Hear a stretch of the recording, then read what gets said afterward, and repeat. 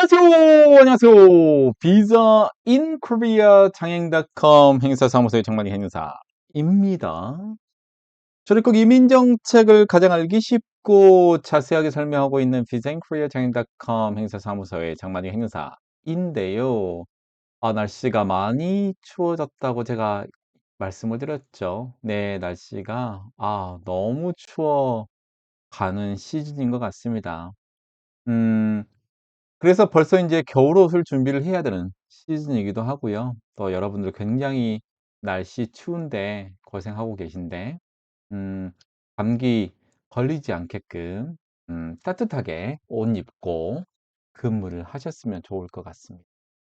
자, 오늘은 이전에 강의했던 F299 비자의 연장과 더불어서 이번엔 또 하나의 E74 비자의 배우자가 있잖아요. 예, 배우자가 이제 F299으로 비자를 어떻게 변경해야 됩니까, 선생님이라고 굉장히 많이 연락이 좀 옵니다. 이전에 비슷한 걸로 제가 설명을 해드린 적도 좀 있는데, 선생님 어떻게 해야 되나요? 라고 문의가 많아서 여러분들께 또 제가 열심히 잘 알려드리잖아요. 그래서 어떻게 아내의 F299 비자를 준비할 것이냐, 이런 부분들 가지고 한번 얘기를 나눠 보도록 하겠습니다. 자, F299 비자가 상당히 많은 분들이 이제 좋아하고 있고요. 굉장히 혜택도 많이 있기 때문에 F299 비자를 받는 게 상당히 좋다. 제가 항상 이렇게 말씀을 좀 드리는 것 같아요. 자, 우선은 E74 비자 가지고 계신 분들이 계시잖아요. 그래서 어떤 조건으로 F299 비자를 변경을 합니다. E74 비자의 배우자는 F317이라고 말씀을 좀 드렸고요. 남편이 F99로 변경을 하게 되면 이제 연장할 때 서로 비자를 변경할 필요가 없다고 말씀드렸죠. 연장할 때 F318 비자로 연장을 하게 됩니다. 비자 변경이 아닙니다. 이때는 비자 변경이 아니고요. 그러면 이제 배우자가 F318에서 F299으로 어떻게 변경을 할 것인가?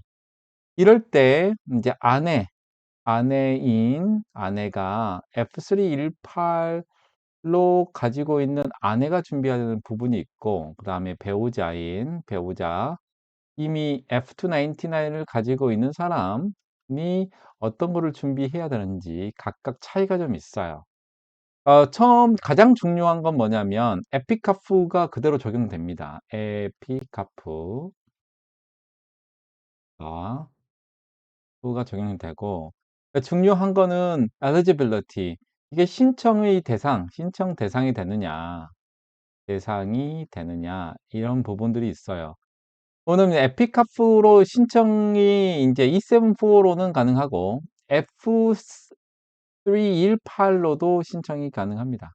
그럼 이제 period 기간은, 자, E74 비자에서 F299 갔을 때 5년이 필요하고, 또 아내도 5년이라는 기간이 필요합니다. 그 5년이라는 기간은, 자, 처음에 E74 비자로 있었을 때 기간, 또 남편이 F299 비자로 가졌을 때 본인이 F3, 뭐, 이전에는 F112였죠. 요까지 포함해서 이 기간을 합해서 5년이 되는 겁니다.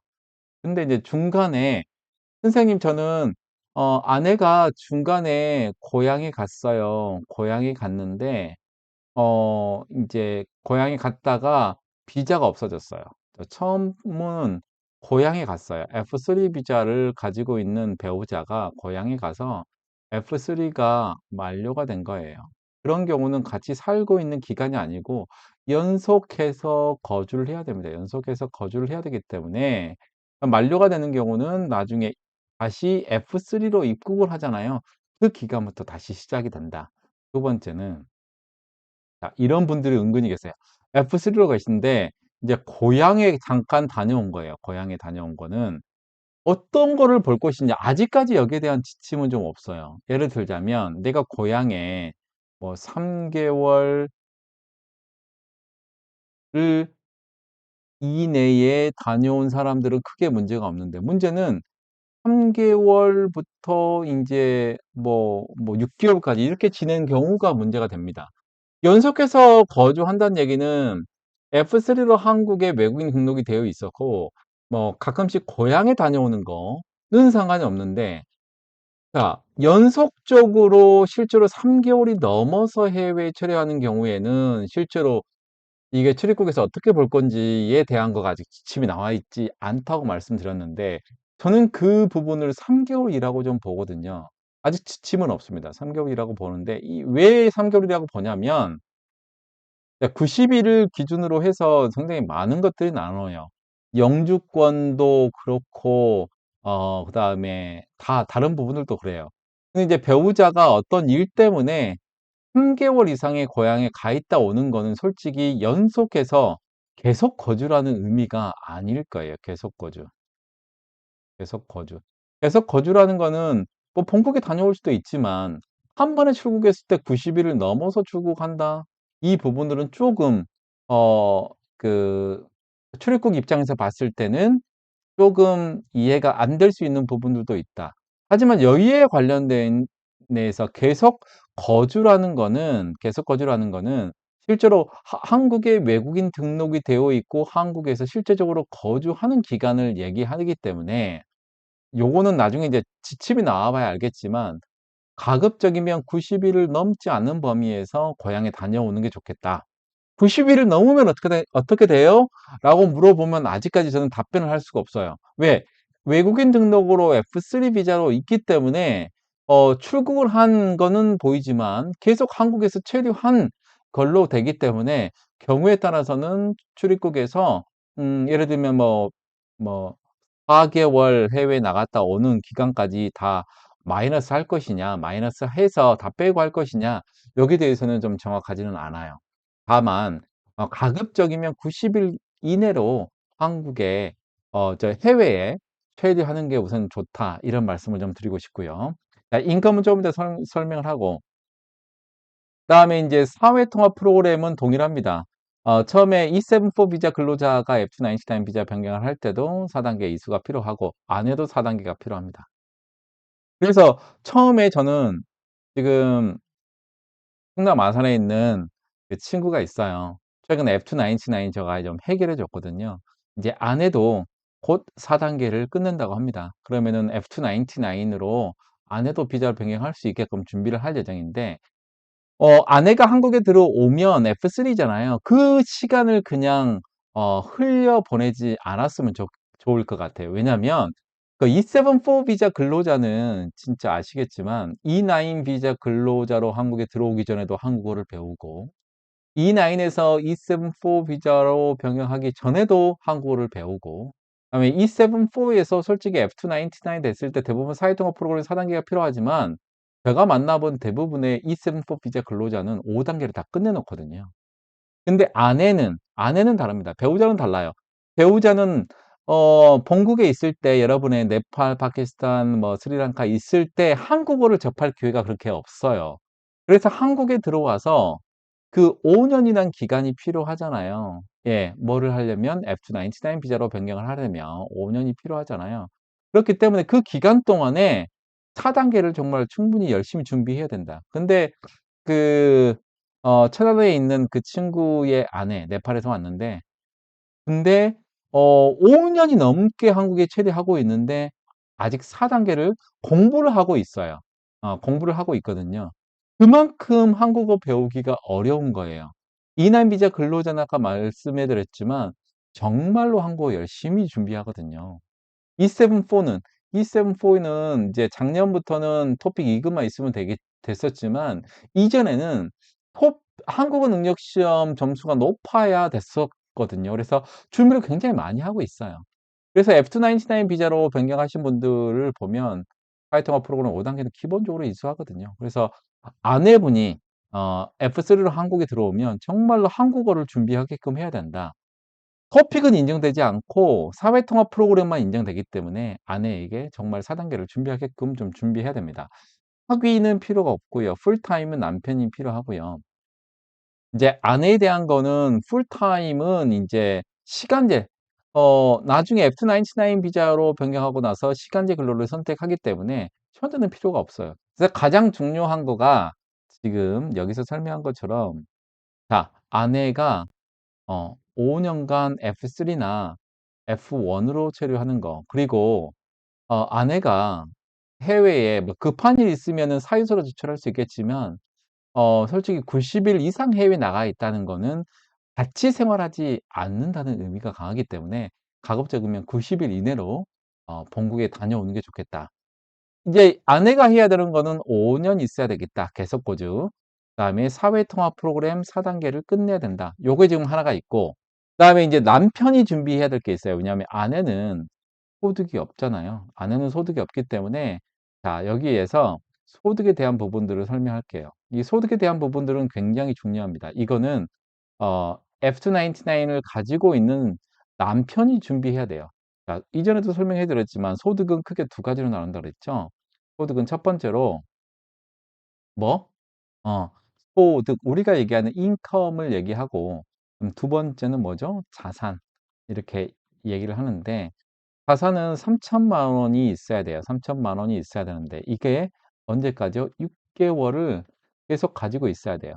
그래서 3천만 원을 만들고 6 개월을 계속 가지고 있어야 되기 때문에 이 일정은 여러분들 충분히 할 수 있어요. 왜냐하면 아내분이 사회통합 프로그램 4 단계 배우기가 정말 만만치가 않아요. 그리고 아시겠지만 사회통합 프로그램 이 예약을 하고 거기에 준비를 한다는 것 자체가 정말 쉽지가 않잖아요. 그렇기 때문에 3천만 원 여러분들 계획을 가지고 하게 되면 충분히 문제가 없어요. 왜? 이미 1,500만 원은 만들었잖아요. 예. 그렇기 때문에 나머지 1,500만 원을 인제 준비하는 기간들은 크게 문제가 없을 건데 문제는 소득입니다. 자 소득은 GNI 1.5배가 있어야 돼요. 1.5배. 자 GNI가 지금 4,405만 천 원이기 때문에 GNI 1.5배 하게 되면 얼마인지 계산해 볼게요. 4,405만 천 원이다 곱하기 1.5 하게 되면 와 엄청나네요. 이게 얼마냐면 6,610만 원 정도 됩니다. 예. 66.1 밀리언 원이 되는데 이게 언제 기준이라고요? 2023년도 기준입니다. 예. 그렇다면 자 대부분이 한 4천만 원에서 5천만 원 정도의 월급을 받고 실제로 제가 보면 F299 비자로 변경을 하거든요. 그러면 6,600만 원을 어떻게 만들까라는 거죠. 그래서 F299 비자에 장점이 있어요, 장점. 장점이 있는데 이 장점을 지금 F299 가지고 있는 배우자가 굉장히 준비를 하면 된다. F299 비자. 우선 중요한 거는 F299의 장점은 첫 번째로 뭐 취업에 제한이 없다. 취업에 제한이 없다는 얘기는 지금 일하고 있는 회사에서 제접이면 풀타임으로 근무를 하고 있으면 다른 일을 할 수 있거든요. 그래서 취업에 제한이 없기 때문에 뭐 편의점 파트타임 하는 친구도 제가 봤었고 그다음에 야간 근무가 많은 다른 기업체에서 일하는 친구들도 봤었거든요. 그래서 취업에 제한이 없기 때문에 정말 이 부분으로 여러분들이 소득을 플러스가 할 수 있다. 그리고 두 번째는 사업을 할 수가 있습니다. 그러니까 중요한 건 제조업에서 풀타임으로 근무하는 조건으로 사업을 할 수 있거든요. 그렇기 때문에 근데 여러분들 중요한 건 사업을 할 때 다 대부분이 개인 사업으로 사업을 하잖아요. 개인 사업을 하다 보면 소득이 굉장히 많이 빠져요.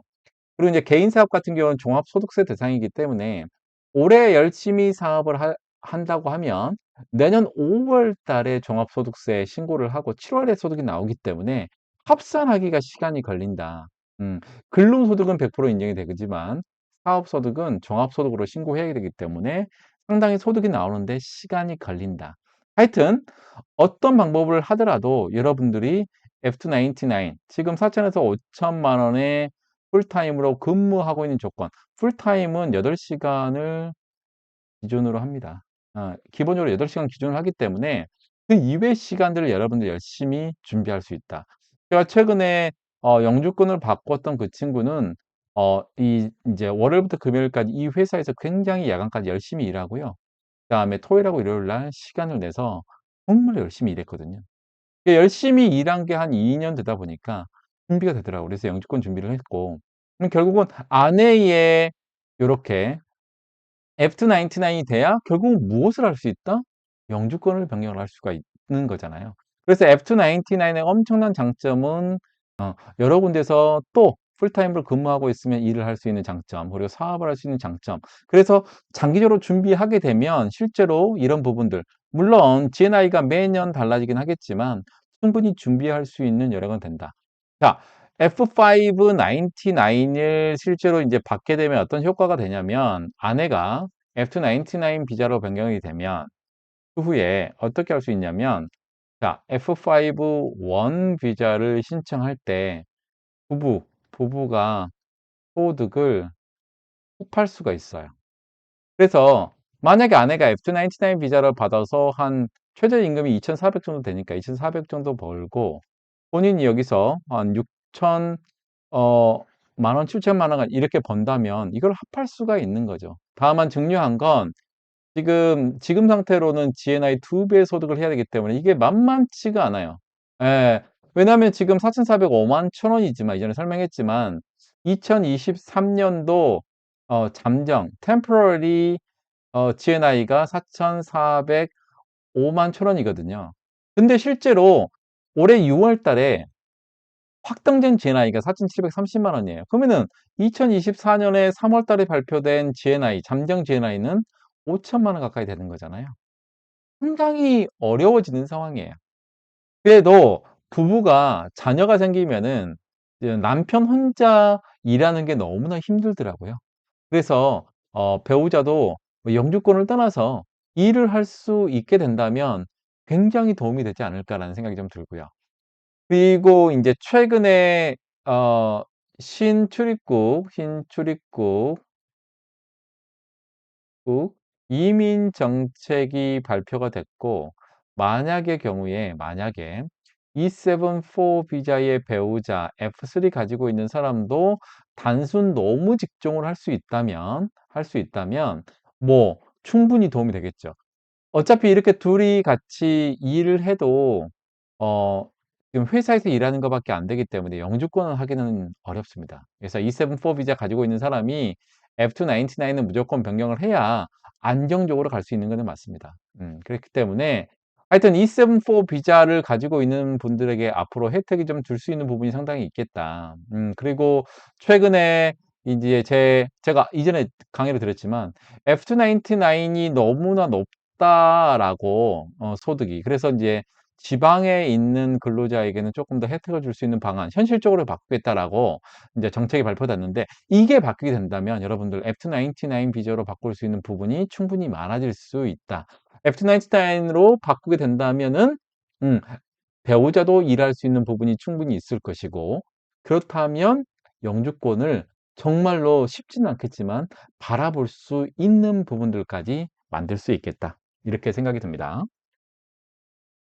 자, 아내의 F299 비자 준비 어떻게 할 것인가? 지금 E7-4 비자를 가지고 있는 사람이 F299 비자로 변경을 했고 배우자가 F317에서 남편이 비자 변경하면 F318로 가는데 이걸로만 가능할 것이냐? 그러면 아내도 F299 비자로 바꿀 수 있는 방법들이 있지 않을까?에 대해서 충분하게 제가 설명을 드렸는데 가장 중요한 건 소득과 그다음에 자산과 뭐죠? 한국어 그리고 뭐 배우자의 한국에서 체류한 기간 이런 부분들로 보시면 될 것 같습니다. 여러분 큰 힘으로 11,500명 됐고요. 자, 이번 달 11월 달에 12,000명 될 수 있게끔 좀 도움을 주십시오. 여러분들 정말 제가 570개가 넘는 영상을 올렸거든요. 예. 그렇기 때문에 좀 힘을 주셔야 제가 더 열심히 강의하겠지 않습니까? 그죠? 자, 이번에 이제 12월 달에 저기 행정사 국가자격 시험의 결과가 발표가 되는데요. 제가 12월 달에 총 토일 4일에 걸쳐서 기본 강의 24강 강의를 하게 됩니다. 그래서 합격에 보강해서 똑같이 강의를 하고요. 강의를 정말 오래 했거든요. 그만큼 강의 질도 좋고요. 여러분들 강의 들으시면 굉장히 큰 도움이 됩니다. 그래서 행여사분들, 지금 개업하고 계신 행사님들, 또는 이번에 이제 합격하신 분들, 12월 달에 되지만, 다음 달에 되지만, 강의를 들으시면 굉장히 큰 도움이 됩니다. 예, 강의를 듣고 출입국을 준비한다는 게 얼마나 중요한 것인지 여러분들 아시고 계시잖아요. 그래서 이렇게 해주시면 될 것 같고요. 여러분들 정말, 예, 구독 부탁 좀 드리겠습니다. 자, 오늘은 아내의 F299 비자 변경 F3172나 F318 또는 F112에서 어떻게 해야 아내가 F299으로 비자를 변경할 수 있는지 여러분들께 자세하게 설명해 드렸습니다. 이상 비자인코리아 정인.com 행사사무소의 장만희 행사, 예스! 감사합니다.